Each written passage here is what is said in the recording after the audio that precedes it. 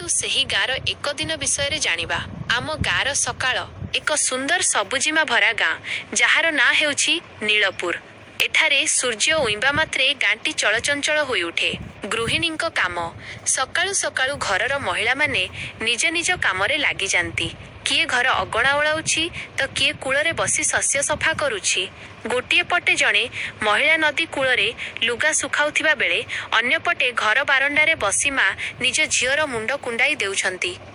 ଗାଈଟିଏ ଆରାମରେ ବସି ପାକୁଳି କରୁଛି, ଯେମିତିକି ସେ ମଧ୍ୟ ଏହି ଶାନ୍ତ ପରିବେଶକୁ ଉପଭୋଗ କରୁଛି। କର୍ମମୟ ବିଲବାଡ଼ି। ଗାଁ ମୁଣ୍ଡ ବିଲରେ ଚାଷୀ ଭାଇମାନେ କଠିନ ପରିଶ୍ରମ କରୁଛନ୍ତି। ଧାନ ପାଚି ସୁନା ରଙ୍ଗ ଧରିଛି। ପୁରୁଷ ଓ ମହିଳାମାନେ ମିଶିଦାରେ ଧାନ କାଟୁଛନ୍ତି ଏବଂ ବିଡ଼ା ବାନ୍ଧି ମୁଣ୍ଡରେ ବୋହି ଖଳାକୁ ନେଉଛନ୍ତି। ସେମାନଙ୍କ ମଧ୍ୟରେ ଥିବା ଏକତା ହିଁ ସେମାନଙ୍କର ସବୁଠାରୁ ବଡ଼ ଶକ୍ତି। ବଟବୃକ୍ଷ ତଳେ ଆସର ଦ୍ୱିପ୍ରହର ସମୟରେ ଯେତେବେଳେ ଖରା ଟିକେ ଟାଣ ହୁଏ, ଗାଁର ସାଙ୍ଗସାଥୀମାନେ ବଡ଼ ବରଗଛ ମୂଳେ ଜମା ହୁଅନ୍ତି। ସେଠାରେ ସେମାନେ ବସି ଦୁଃଖ ସୁଖ ହୁଅନ୍ତି, ହସ ଖୁସି କରନ୍ତି। ଗଛର ଥଣ୍ଡା ଛାଇ ସେମାନଙ୍କର ସବୁ କ୍ଳାନ୍ତି ଦୂର କରିଦିଏ।